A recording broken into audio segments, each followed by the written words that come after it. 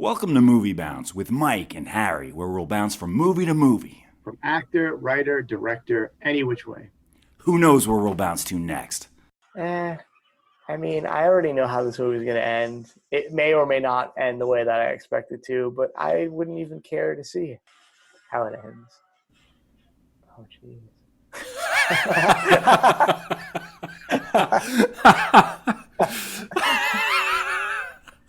Okay, so we're laughing because Harry just watched the trailer for the first new movie that's going to be released in theaters we're still in the epidemic. But yeah, once theaters get back to life, this is going to be the first new movie that's going to be released. Now, after Good way to watching put a timestamp on where we are right now, right? for sure. Yeah, so how do you, after watching this, being this the first time you've seen the trailer for the movie Unhinged starring Russell Crowe, what are your initial thoughts? This movie does nothing for me. I'm not interested in it. I don't think I've ever seen a Russell Crowe movie. I don't know. Oh, you did. You saw Man of Steel. Unless you're going to say a movie that Yeah, he's well, starring in. That shows you how much of an impact his acting had on me, or that movie. That movie was He terrible. was good in that. You didn't think that he was good in that? He was a small part, and him and Was he Costner. his dad? Yeah, he was. Cal. I forgot Cal. Well, Superman and the other. It was Superman's alien that he was. Right, He was and then Jor-El. you had Kevin Costner as the Earth guy. So both of them I thought were great. Man, that movie was terrible. No, look, this trailer doesn't seem interesting to me. I don't really care. It's slightly intriguing, but I don't have the same amount of time that I did. Like, I was talking a lot about, this would be a movie I would see in college. Absolutely. I had nothing but free time in college. I wish I could go and see this movie in theaters. I wish I had that life where I'm going to go see that new Russell Crowe. He's flick. been in movies that were very good, so I'm actually surprised you've never seen Gladiator.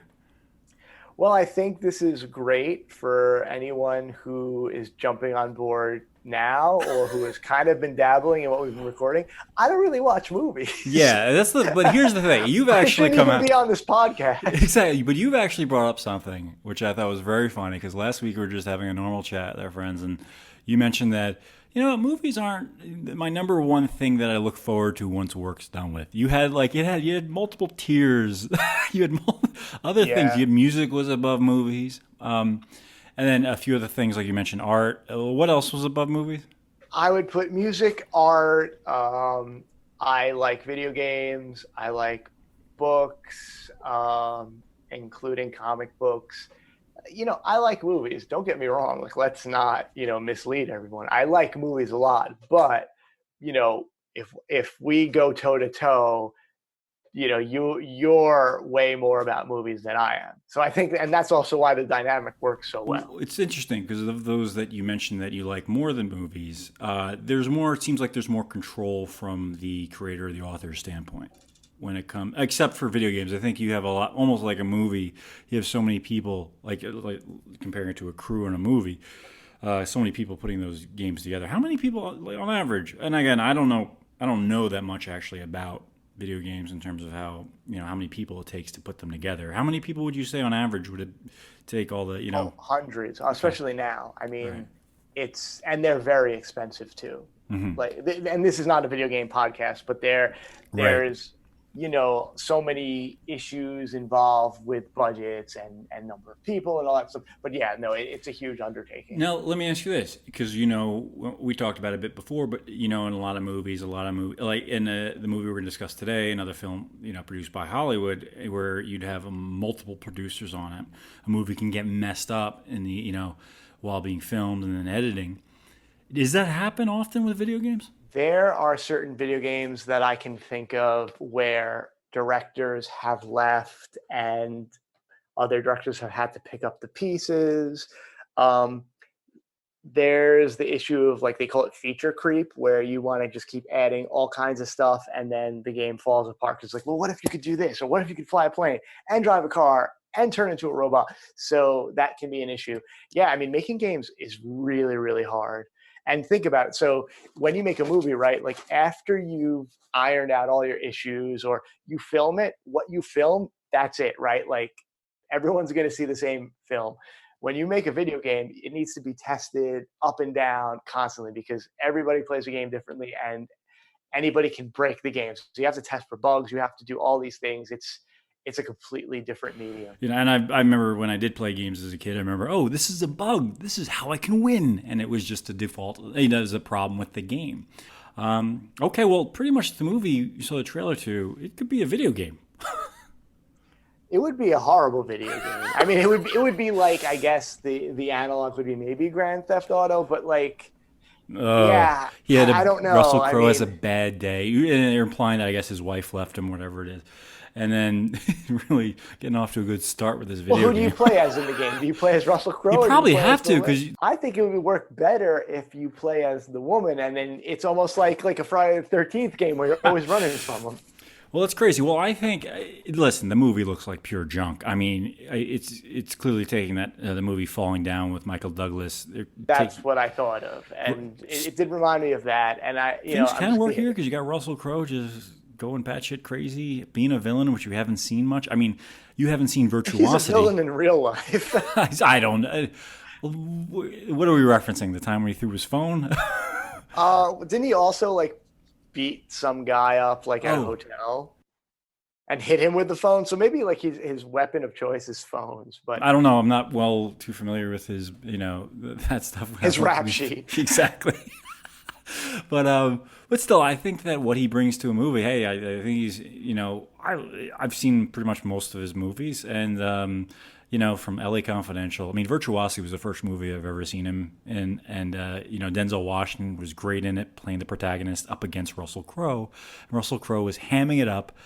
It's just a bad movie, and but a lot of fun. He added a lot of fun to that film. So then, he wasn't really well known in the States, I guess, when that movie came out. But then it wasn't until he was in The Insider, and then Gladiator, and then all these movies that you chose not to watch, like Master and Commander, A Beautiful Mind, which you won an Academy Award.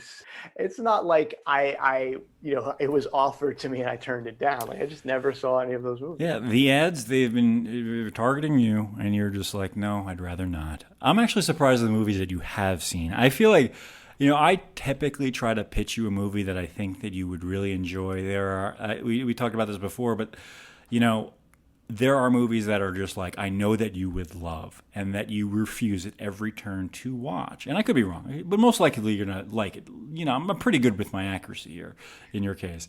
But there are movies that even if you hadn't watched, that you chose to watch, like in college or whatever it would be. Like, I'll give an example, like Vanilla Sky. You somehow watched that movie, and you like it. A lot of people hate it. A lot of people love it.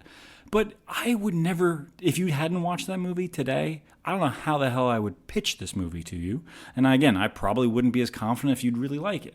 But I don't know how the hell, you would probably never watch it. Even if I thought, hey, this movie could be the perfect thing for you, there'd just be no pitch for that particular movie. But I'm surprised as hell that you did watch it and that you did enjoy it. The movies that I've seen and that I haven't seen, it's a mystery. And whenever I see a movie, it's the circumstances of me seeing a movie are just so, it's almost like an event in it of itself. Right. So no way to explain it. Yeah. Perfect example this weekend. So you've been on me to watch Heat. You've been on me to watch Knives Out, Uncut Gems.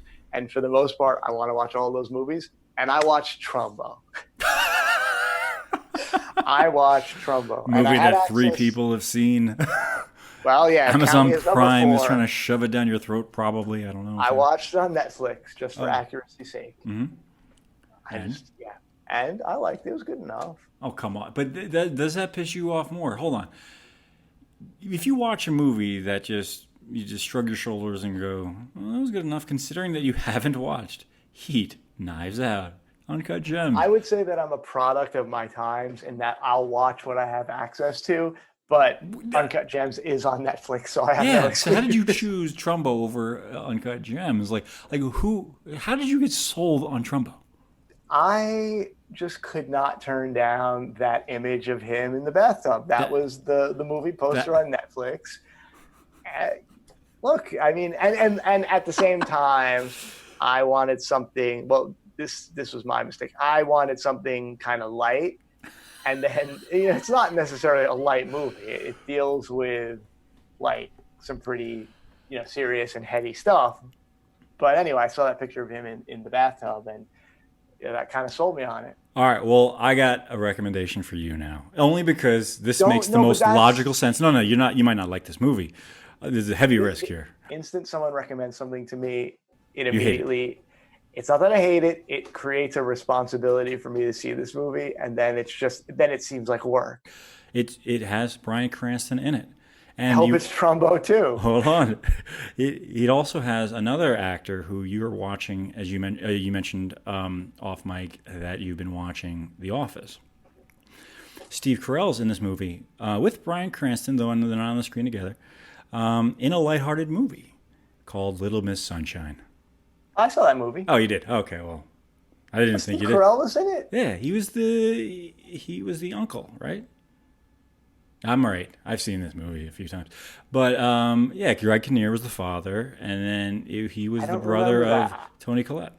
I remember Toni Collette. I remember the guy from Paul Dano. I remember Uncle Hank from Breaking Bad was in it for about 2 minutes. Hank, as well as Walt from Breaking Bad, were in Little Miss Sunshine. Yeah, he was in it. Yeah, that's a very good movie. I like that movie. You liked it a lot. You know what I loved about that movie is that toward the end of the movie, when they're all gone and it's over with, I'm like, hey, I wanted to spend more time with these characters, and that said a lot. Again, I don't think it's a perfect movie, but and I'm shocked that you saw it and liked it. I tend to watch movies that I don't want to watch. Like I don't know like why. Russell Crowe in Unhinged. Is that possible? I feel like once a movie is on my radar that I want to see it, it just seems so much harder for me to see it. Okay, but then for me to just put on some random movie and watch that. Like that's how I saw The Polka King. That's how I watched Enemy. That's how I watched that movie with Hugh Jackman as the vengeful father. Who else was in that movie? You know the one I'm talking about, where he gets buried under a car at the end. Wait, which movie are you talking about? Isn't Paul Dano in that, where he kidnaps Paul Dano and locks him up in that bathroom and tortures him throughout the whole movie? Oh, Prisoners. Yeah, Prisoners. That's how I saw Prisoners. It was just that morning when I woke up, I didn't know that I was going to end up watching that movie that day.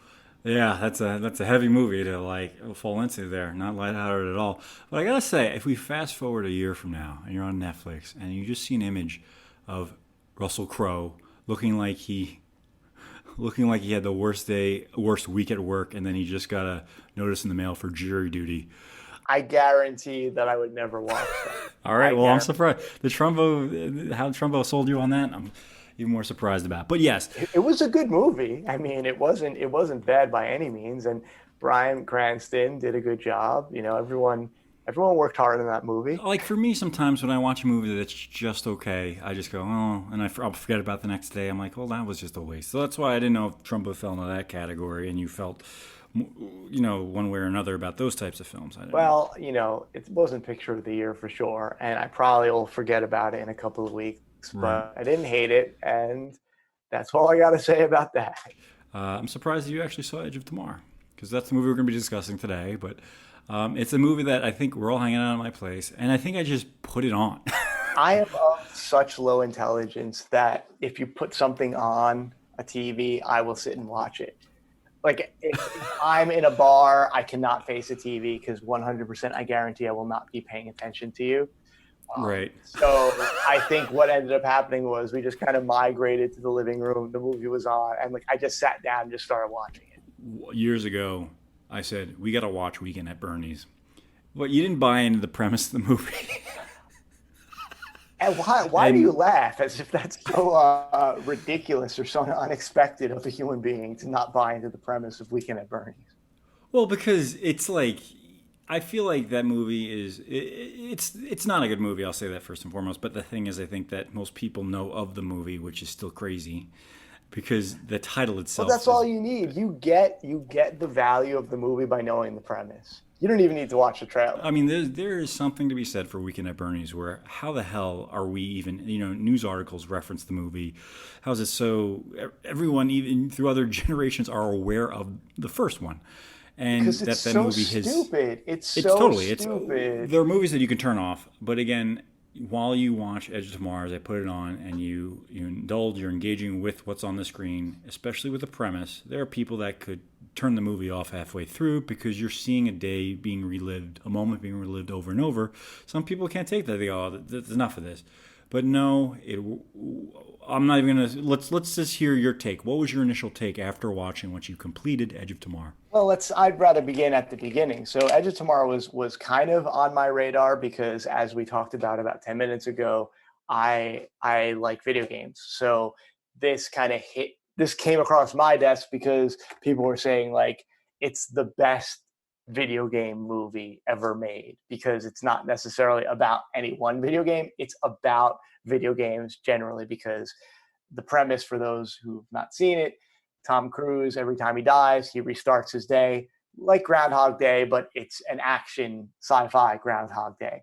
And so that's how I kind of came to know it. You had mentioned it once or twice because of how they had to rename the movie. It didn't do so well. So I was definitely aware of it and I was intrigued by the premise. So I think that was probably why I was able to kind of be 100% cool with just like watching it. And you know what? It ended up being an entertaining movie. Like it was really great. It hit close to home because, you know, as someone who plays video games, it really captured the essence of like being really bad at something and having to keep doing it over and over till it, you know, certain sequences become second nature. And then you get to the next stage, which is what Tom Cruise does. You know, he's on the beach and then he gets to the farmhouse and then you just suck at that. And then you can't just start at like the farmhouse. You got to do the beach all over again. And I just really like that a lot. But see, even as you describe it, like I'm just trying to imagine myself having not heard anything about it, but just hearing you describing it. Translating that to a movie sounds like it could be the most boring thing in the world. But then again, watching other people, oh, absolutely. There are again so many ways, so many different directions where this movie can just totally be a failure. Yeah, well, it definitely sounds boring on paper, and it really could have failed. But we were talking, you know, we talked a bit about like how movies need to have or can benefit from having clear-cut rules. And so this movie has rules like this is how it works. This is when he starts his day. Bill Paxton is great in it as like the drill sergeant. So there's certain things that like it's interesting and fun to watch. You know, I didn't take the movie 100% seriously, but just like when he rolls and gets run over by the truck, like it does editing pretty well. There were certain times where I'm like, oh God, I don't want to see him meet the troops again with the stupid card game. And I feel like just when you would have gotten sick of that repetition, they know when to kind of cut that and take you to the next scene and kind of go there. So I thought pacing was pretty good. But then also do something different. I think they do something more or less different in terms of how the protagonist is interacting with those characters, where you go in thinking, oh, I don't want to see this again, but then it surprises you by going, oh, well, that was also necessary with the progression. Yeah, and it was fun to see him figuring out stuff. Like, you were kind of seeing like, oh, he's doing this because he realized this is the best way to win this board, like getting the troops to know him or prove a point to them. Like he got that down pat. So I like that, to see that too. I mean, this is just the IMDb description of the movie. A soldier fighting aliens gets to relive the same day over and over again, the day restarting every time he dies. Very simple premise. And then again, like you said, the immediate movie you think of is Groundhog Day. Like they did this before, and other movies have worked with that premise since. There's a horror movie called Happy Death Day that had worked with that. And again, I think with that premise, you have to inject a little bit of comedy in there because it is such a surreal kind of thing. It's a nightmare or whatever it would be. Even in a horror movie, they had to inject comedy. Even in this type of movie, you injected a bit of comedy. But they make sure that the stakes are there. And just my experience with the movie is that I did see it when it first came out, but I don't even think I saw a trailer to it. I just saw the ads, like the bus stop ads or whatever, and the outdoor ads, and then I just see Tom Cruise pretty much looking like a transformer. And I think that I liked a lot of movies from Tom Cruise that had come out previously, the Mission Impossible movies, obviously, but then the last movie that was released prior to Edge of Tomorrow was Oblivion with Morgan Freeman.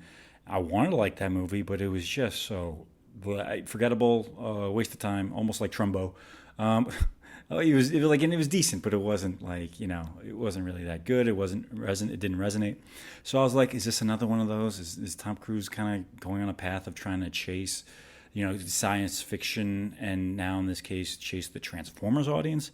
I didn't care for that. I actually didn't even know that the movie was taking the Groundhog Day premise and rolling with it.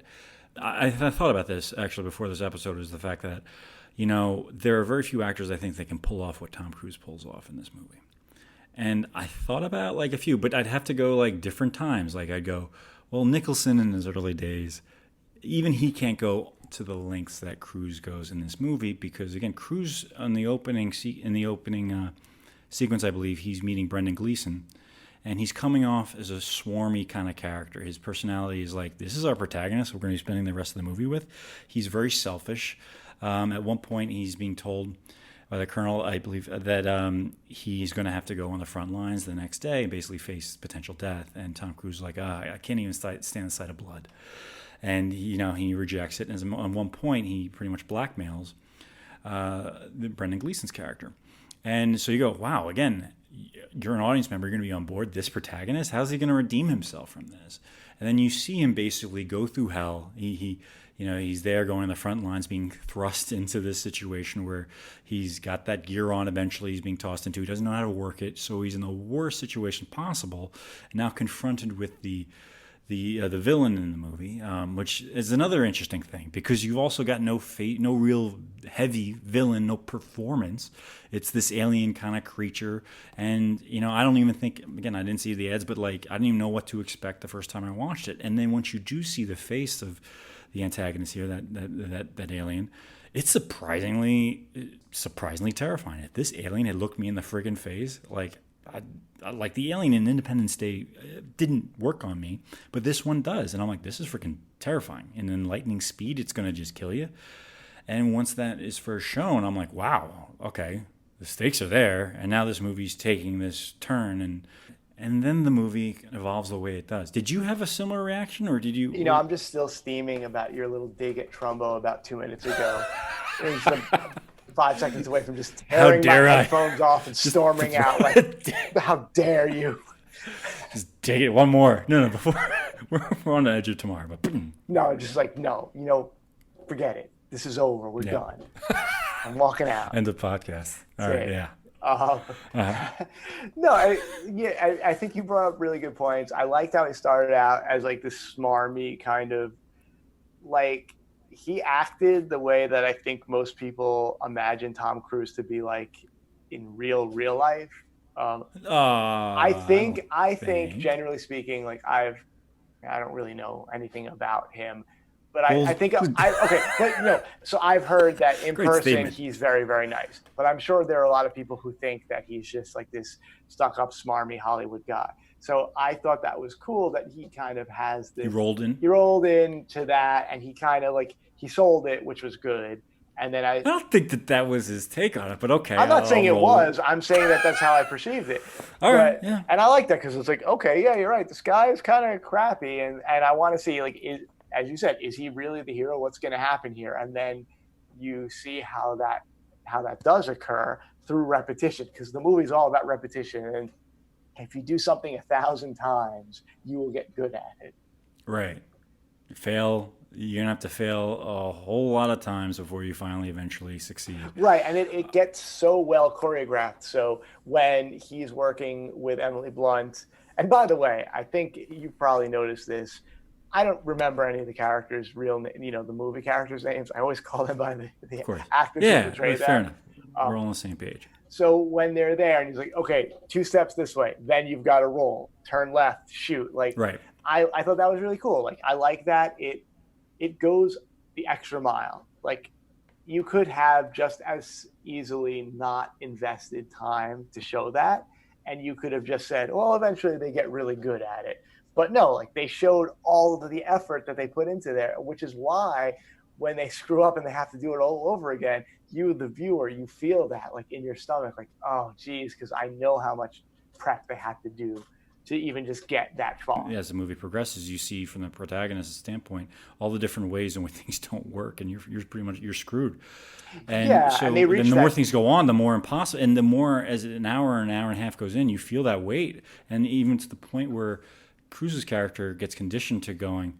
He's getting more comfortable by the strategy, as you mentioned. He's streamlined everything in terms of the possible, ways in which he can get the most success, but still failing.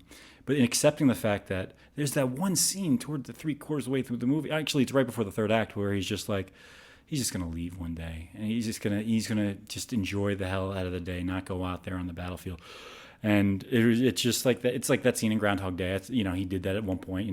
He's smoking, he's doing whatever he can, and just enjoying the hell out of it without facing everything. But in that moment, you've got the protagonist going, "I'm not going to bother with it. How many I'm not days gonna, do you I'm think giving he up." did that? It had to have been hundreds of, I don't know. No, I mean, how many days do you think- think where he was just like, no, I'm just going to drink all day, and I'm not Oh. like how the movie would make you think that he only did it once. I'm going to say he Yeah. did it like 100 times. Well, I would do it 100 times because presumably he's lived that day 500 to 600 times. Right. Yeah, but with hope. I think that's the moment where he just doesn't have hope. Like that just, I know, most people probably would. No, I'm sure he Most treated it people like a would work take- week. Like he did it for 5 Most- days and then he took 2 days off. Well, yeah, most people, if you don't have Tom Cruise as the protagonist, like if you had most people in this situation, the next day, they're not on the battlefield.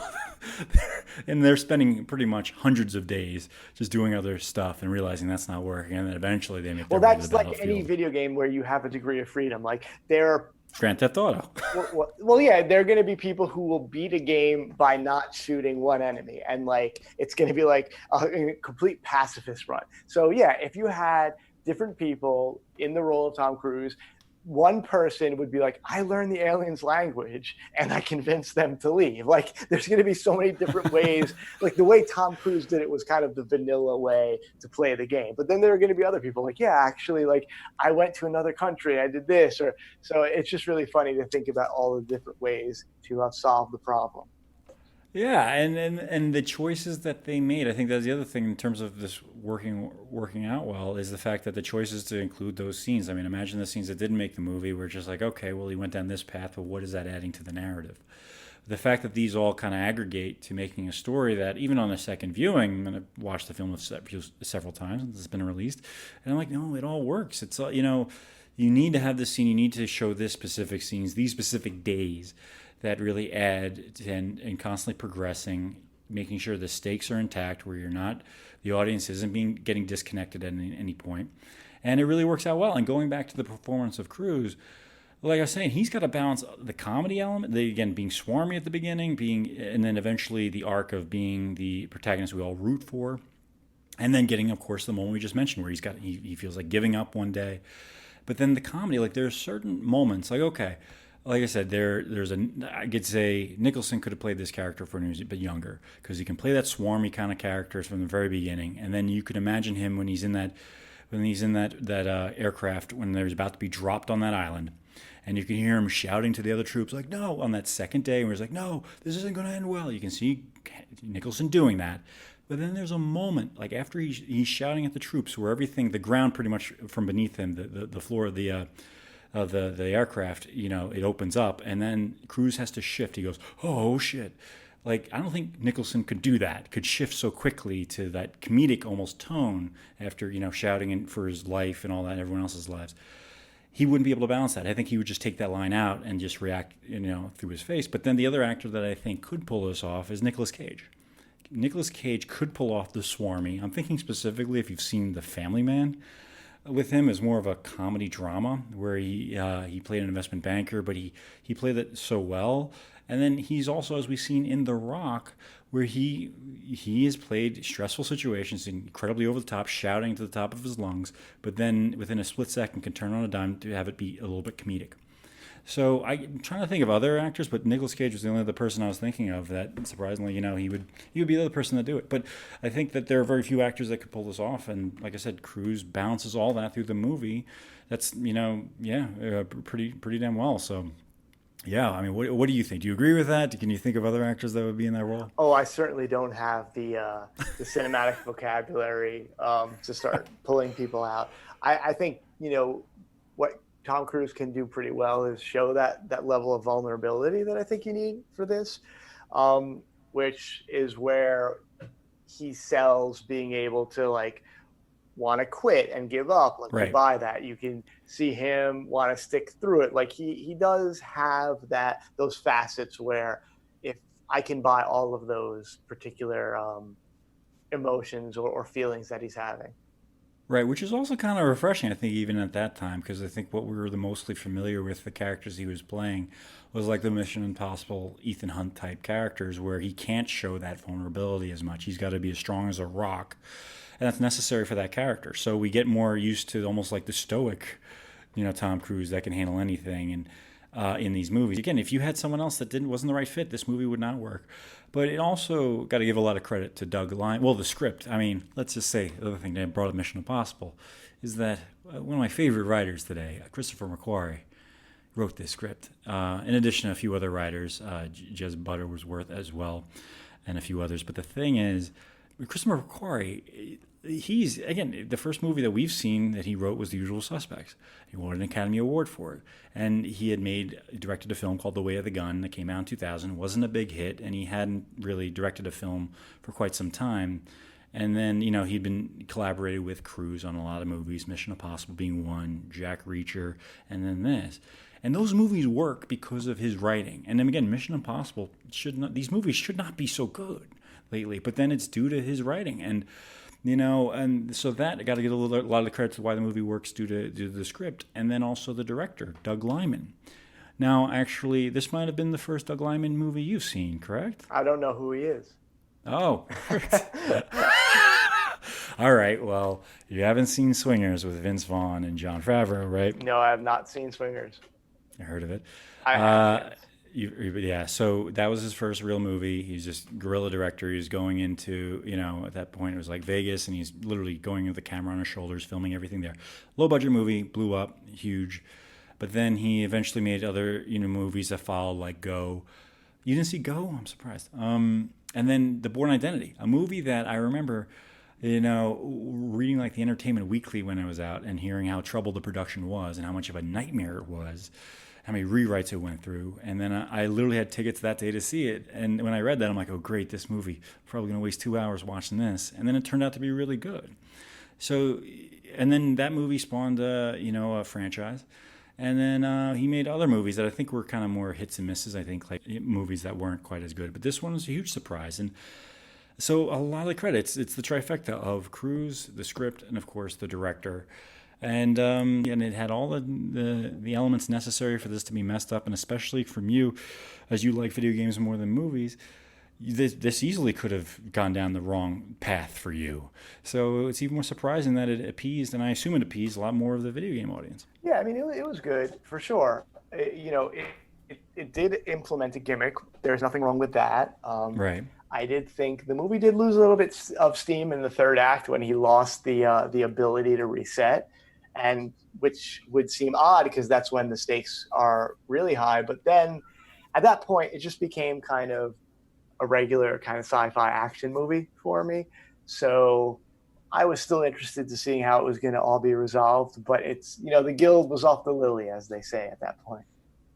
Right. And it was consistently engaging, I think, for the first two acts. I think the only moment where surprisingly things took a turn where I started to become a little bit less engaged with the movie, and it was in the third act where it actually worked out well, where at some point the main character, Tom Cruise's character, he loses that ability to reset the day. And that's when you go, oh my gosh, now you're screwed. You only got, it's like one life left in a video game.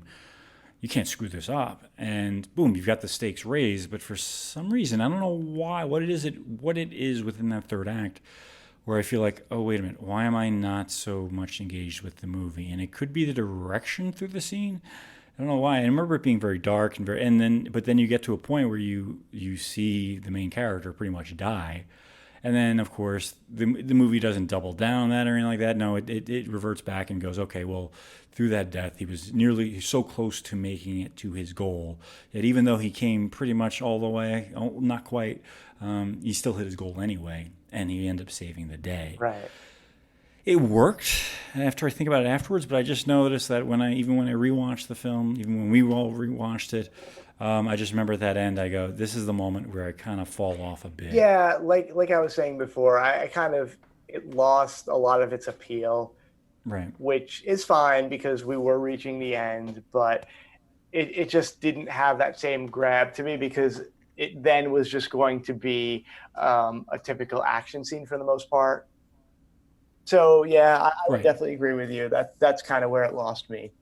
Okay, but did it lose your like even earlier, or it was just at that It was moment? at that moment, like Okay. really at that last kind of push when like their final mission. That was when I was like, okay, well, I suppose that's fine, but it's not going to be as good as the rest of the movie was. That's a very difficult achievement, I think. I mean, for 2 hours long, in terms of like making sure that every moment is definitely consistent and engaging. I mean, there are movies that set out to do that, like even Mad Max Fury Road, for instance, is a nonstop chase.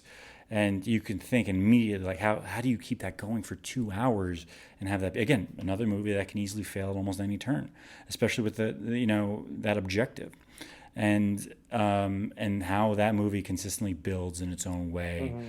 as a full out action movie and works really well. But even in that movie, which I still think is great, there are moments where I kind of go, all right, it's kind of wearing me down a little bit. Not that it's bad or it's almost too much. It's like having a cake that you love, you just had too much of it. Yeah, I remember like the day after I was trying to tell my wife about it, and like she had zero interest in hearing about it. How do you even make that a good Right, and conversation? it was Oh, I just gotta hear this movie I watched.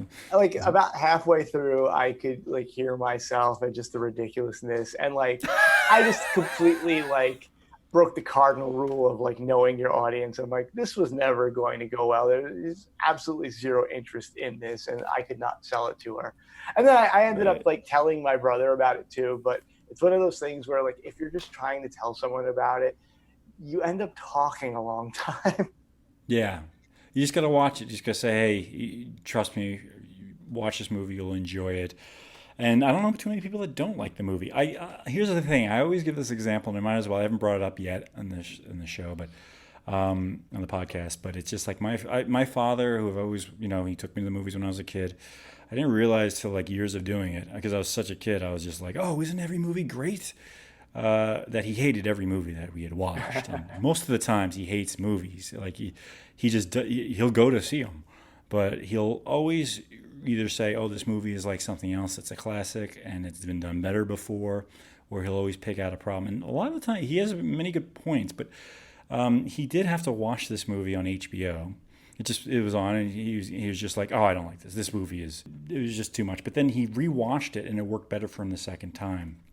So I was surprised by his reaction on how that surprisingly did work, and he still hasn't quite defined what worked for him. I think his reason for watching it again was he'd seen Brendan Gleeson, when he confronted Cruz before. He saw him in another movie, and he thought the movie that he was going to watch it was a different movie, and he just thought, oh, I'll see what this movie's got. Maybe there'll be more Brendan Gleeson, which there wasn't much of, and that worked for him. And You it know, it wasn't surprisingly, until this exact moment where I realized mentally, whenever I have to imagine him, I just put Brian Gleason as a stand-in.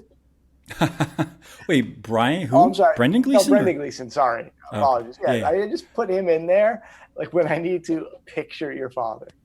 Oh, okay. That's funny. I mean, he likes Brendan Gleeson. As of one of the modern actors that he likes, because he saw him in Calvary and a few other movies, Oh and he's yeah, just always yeah. been. He actually has like a long career, right? Oh gosh, I remember him from Braveheart. Yeah, he's been Yeah, I around mean, for a bit. he's in Mission Impossible 2 with Tom He Cruise. was in Gangs of He's New in York. absolutely. So he's a great character act. 28 Days Later. Yeah, well, he was in Um, oh gosh, The Bodyguard. I like him yeah, quite a well, bit. The Yeah. Bodyguard with Whitney Houston and Kevin Costner. No, the one with Don Cheadle, The Guard. The Guard. Okay. The Yes, The Bodyguard. Guard. The Bodyguard. Yes, The Guard. Great movie. A very funny, a very good movie, and very funny. And but yeah, so like that was kind of like that was his way in. So to people who've seen the movie, it doesn't seem initially appealing, but once you give it the time, again, it's a hard sell, but it ends up being more favorable that I've seen from the people that I've recommended it to. Yeah, it's a hard But sell, like for a lot of people, but it's a real easy sell for people like me who are intrigued with this concept. Again, like this whole video game, you've got to do it really well. You only have one chance to get it right in one run. So it's interesting how The bifurcated. stakes were high with you. The stakes were high with you viewing this movie. It was just like, oh, this movie, like with what you just described, you're like, you got to make me happy watching this movie. But then, hey, at any point, if they screw it up, you're like, you can be really pissed off. You can be like, oh, this movie did this wrong, this wrong, this wrong, this wrong. I would have been pissed off because if I probably would not have seen the movie or cared to have seen the movie otherwise, because despite a lot of You probably would have turned it off too. Yeah, I think I'm not big into like sci-fi movies that much. I'm not super into like sci-fi. Let me ask you this: why is that? Why do you feel like? Is there something? Is there what's the reason why you're not big into this genre? I would say, largely speaking, because this is not true, but it is a generality. They're not bringing that much to the table because there's very few science fiction movies that go the extra mile. So they tend to rely on the fact that they're showing you something completely weird and they're introducing a weird concept to you. But that's not necessarily true of science fiction as a genre. There's a lot of intelligent science fiction books, movies, what have you, that don't, again, that respect their audience and says, we know you can wrap your mind around this kind of weird concept, so we're going to keep going. We're going to dig deeper. But most science fiction movies are just like, it's about this, and it's just the premise is very paper thin. It's just some weird out there concept, and then it's just an exploration of that for 2 hours. It's like, again, it's how the story is told. You're right. Like, how far is this? How far are you going to push it? A lot of the times when they do push it, it's to an action kind of over the top finale most of the time, and a lot do fail. I think that to your point, I think that it's a lot more difficult to tackle a science fiction film because it's hard to stick the landing, right? B, push, on an intellectual level, push things to a degree where you're also connected with the audience and you're not losing them any step of the way. Well, that's why I like Blade Runner, for example, because I feel like you get that out of the way. It's like, okay, it's the future. There are replicants. Get over it, because we're actually going to explore something more important. And even like Scanner Darkly, both movies based on Philip K. Dick books, but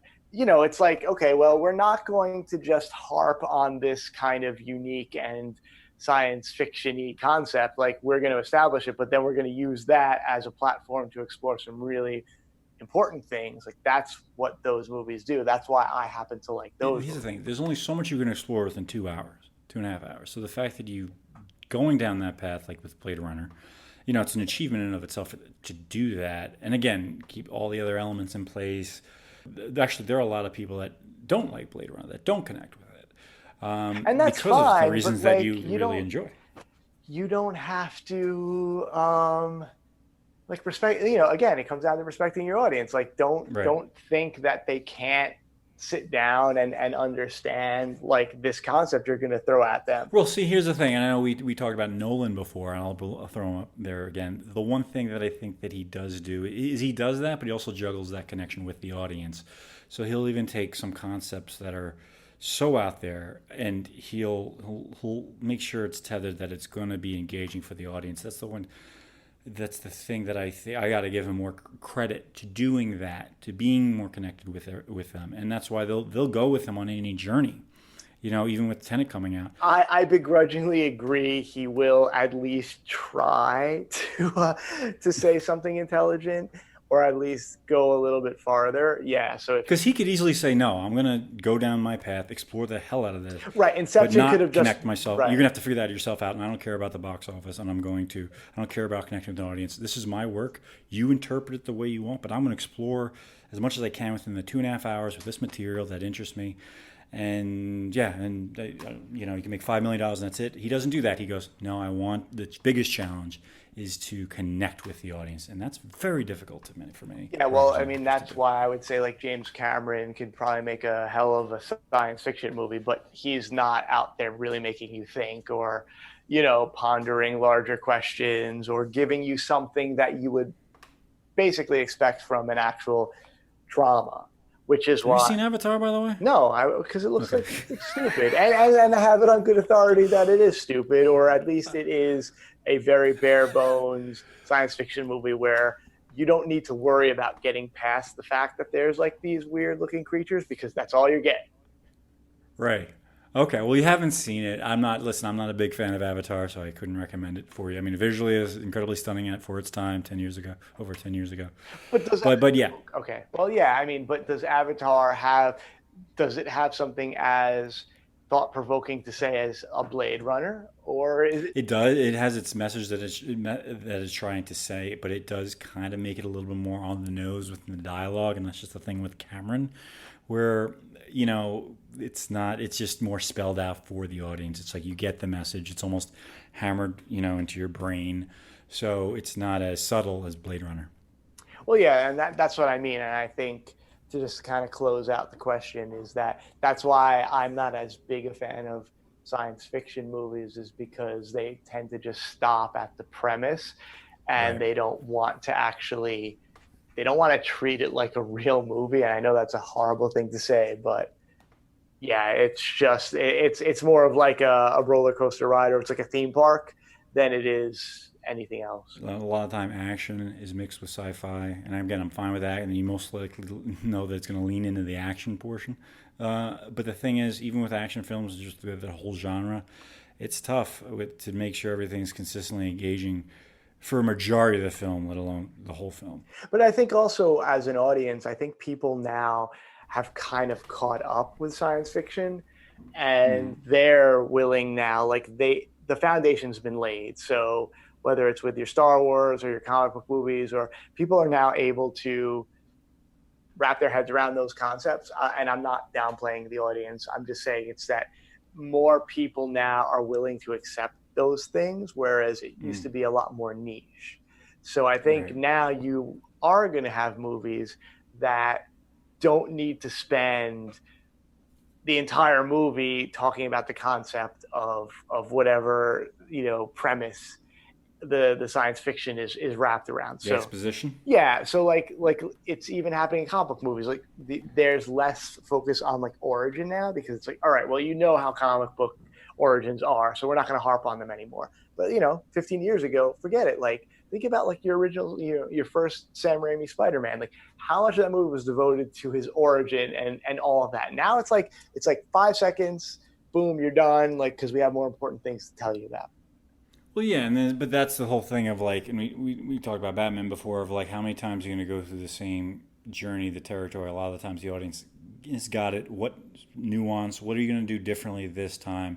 It's the focus is the overall impact, and it's always interesting to see the direction that people take, especially with a property like Spider-Man, because you've seen them redo that again and it not work, and that's so. Yeah, it's interesting to see the directors and how they tackle these objectives. Because again, that connection with the audience is necessary a lot of the times, unless you're David Lynch.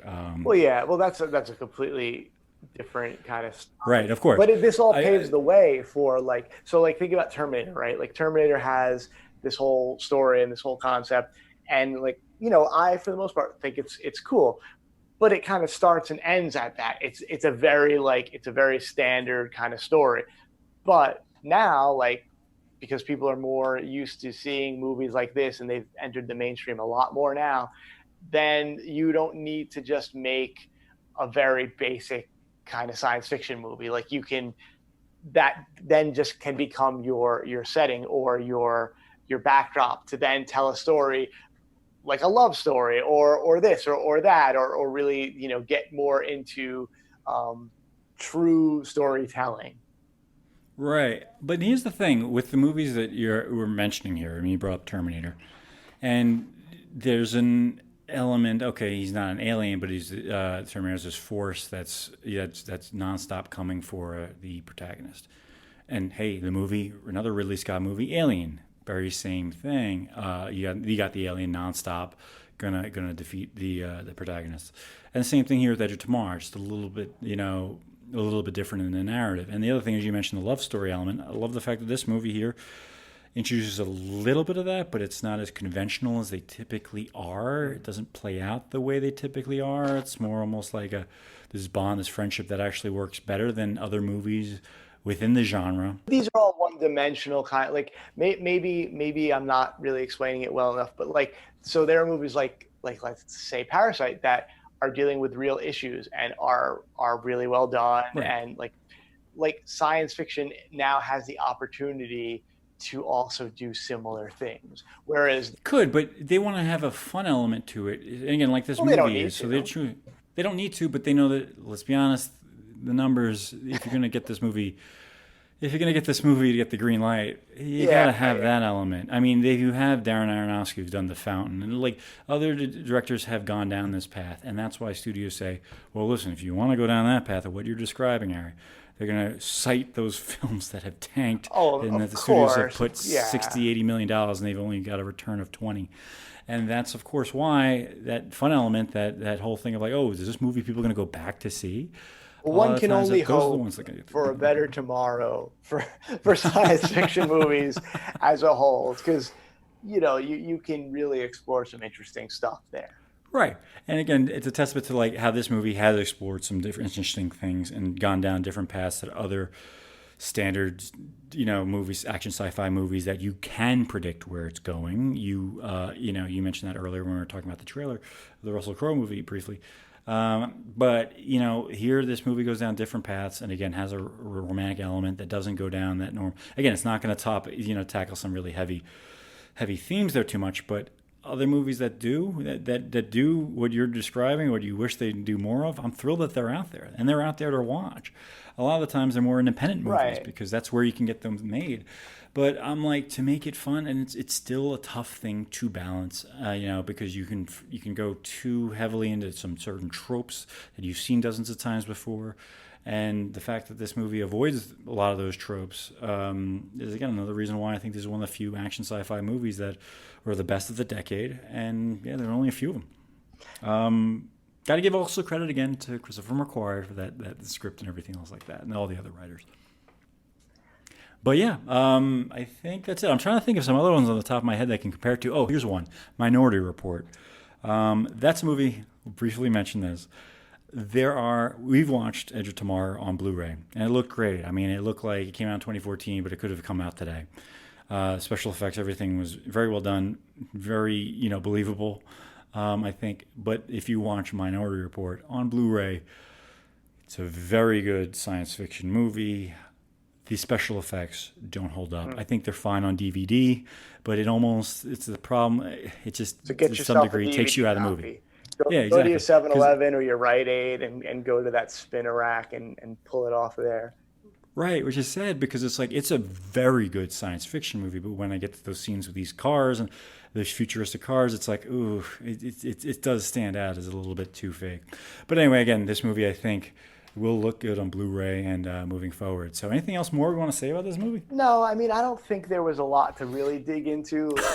We explored some things in the science fiction genre in your Yeah, like it was a good jumping off point. I mean, I can't talk about it with the same, vim and vigor as, say, a Parasite. Although we spent a lot of time talking about Con Air, for God's sakes. But no, I mean, like, yeah, I enjoyed it. It was a fun movie to watch. It didn't really disappoint me, and I'd be happy to recommend it. Yeah, there we go. All right, so that's kind of it. I don't think if there's anything more I could say about it, but it was enjoyable to talk about for the last 45 minutes. So, all right, that's it, and we'll see you all on the next episode. Catch you later. Bye. Thanks for listening. Be sure to subscribe to not miss a single bounce. We'll catch you next time, and don't forget to leave reviews on iTunes, Spotify, and wherever you listen to Movie Bounce.